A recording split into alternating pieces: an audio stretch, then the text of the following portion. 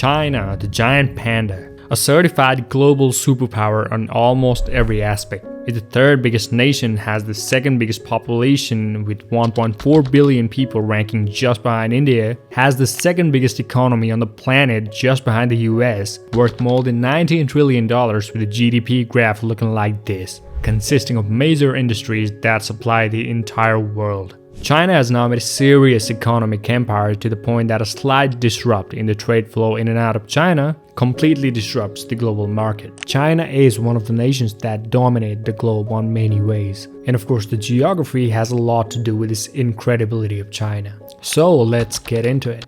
Looking at China, it's a must to start with the Yellow River or Huanghe, the birthplace of Chinese civilization. To get a simple overview about the rivers in China, this region is the foundation of modern-day China. Then accompanying the other major rivers like Yangtze, Mekong and Pearl River with many of their tributaries, which looks like the entire eastern China, they make up for one of the best regions in the world for human civilization. One of the best agricultural regions in the world, which is great for farming all year round on more than 300 million acres of arable land within the country, which is the main reason of this insanely big population of China.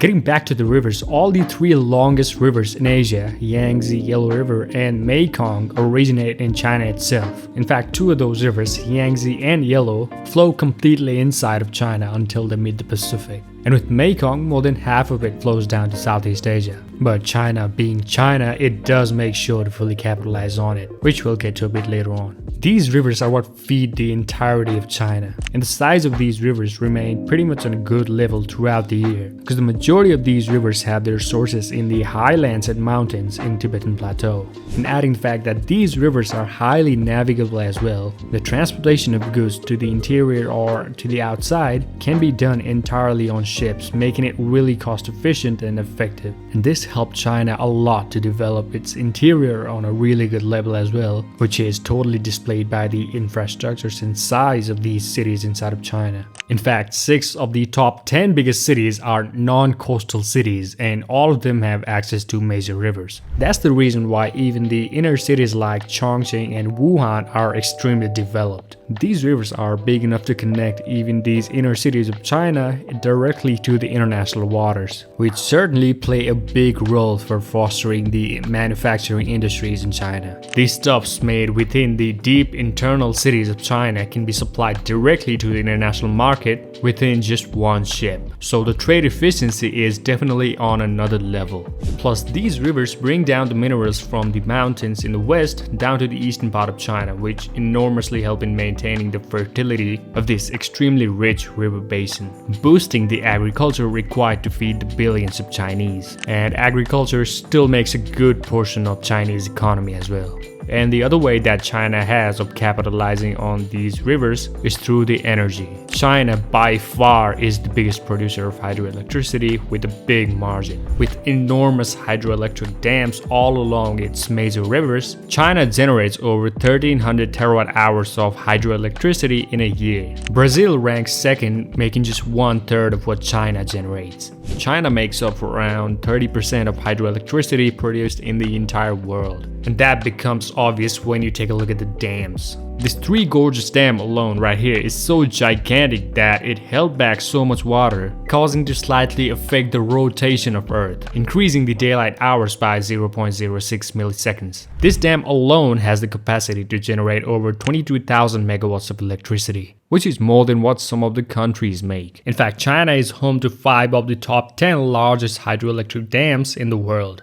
On the Mekong River, which goes Southeast Asia and indeed lies majorly within the Southeast Asian nations, being the primary source of fresh water for more than 70 million Southeast Asians. And even though only just 1/3 of the Mekong lies within China, China has constructed over 12 dams right on the course of this river, which is making a lot of backward China, but is really disrupting the lives of people down here in Southeast Asia, which I've explained in this YouTube short as well. Now again to the resources that China has. China is extremely rich in coal, in fact the biggest producer by a wide margin. And because of its gigantic size, China is able to pack in really rich amounts of almost every mineral you can think of. Aluminum, gold, iron, titanium, China has got them all in abundance.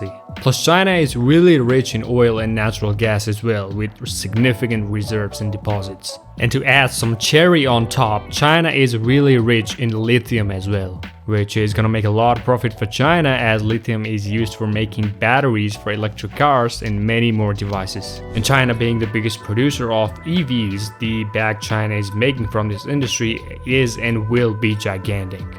With all this, the reasons behind the prosperity of China is really clear. But now the location and boundaries might set up a different tone. First, let's go on with the good part for China. China is almost well protected inside its border on almost every side. To the southwest, it's got the Himalayas. There is Gobi Desert extending from west to north. To the northeast, the geographic defense do fumble a bit because there are not any strong natural barriers. Surely there are rivers to divide the borders with North Korea and almost all the way with Russia, but it would not be a strong boundary at the time of invasion.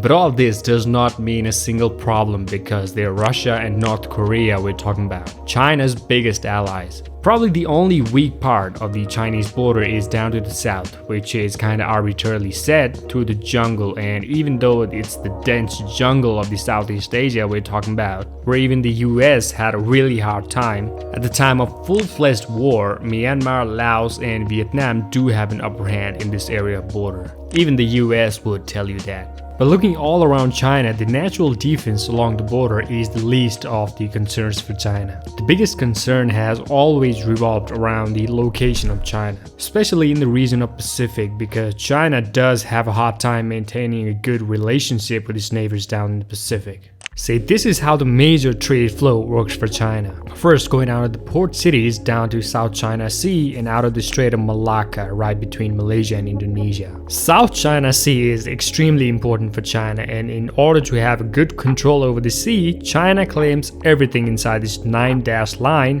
disrespecting the international laws regarding the exclusive economic zones of all these Southeast Asian nations. China gives out a lame reason that they have a historical claim over this region because of their naval expeditions in the past. This 9-dash line that China puts out claiming 90% of South China Sea definitely is testing the patience of these countries, because it is a total disrespect of their rights. And adding the fact that the South China Sea is extremely rich in oil and natural gas, the Southeast Asian countries will definitely try their best to have their rightful sovereignty over this region. This conflict is only souring the relationship of China with Southeast Asia, which is only going to do China really bad while trading, because it's the course of trade flow, and going through the region where we have extremely sour relationship does not end well at all.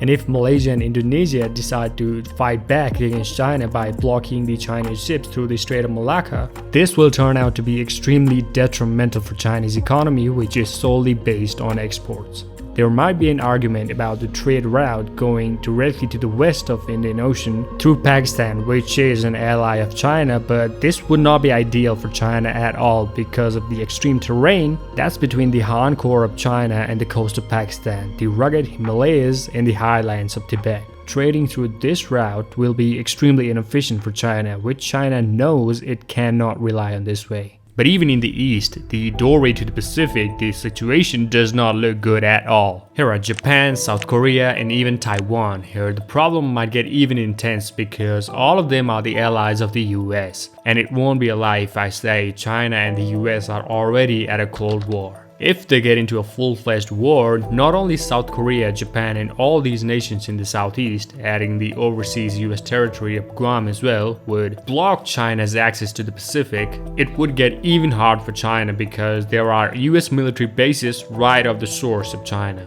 in South Korea and Japan and its scattered islands down to the south. In fact, 25% of this entire island of Okinawa is covered with the US military bases, with Kadena Air Base being the most important one in the region, and it's only 600 kilometers away from Taiwan. So even if China invades Taiwan, the help from the US won't be quite far away. Plus there are around 9 US military bases right down in the Philippines as well, meaning even on a full-on war, China would have to struggle a lot with its navy, even if it's right on the side of Pacific.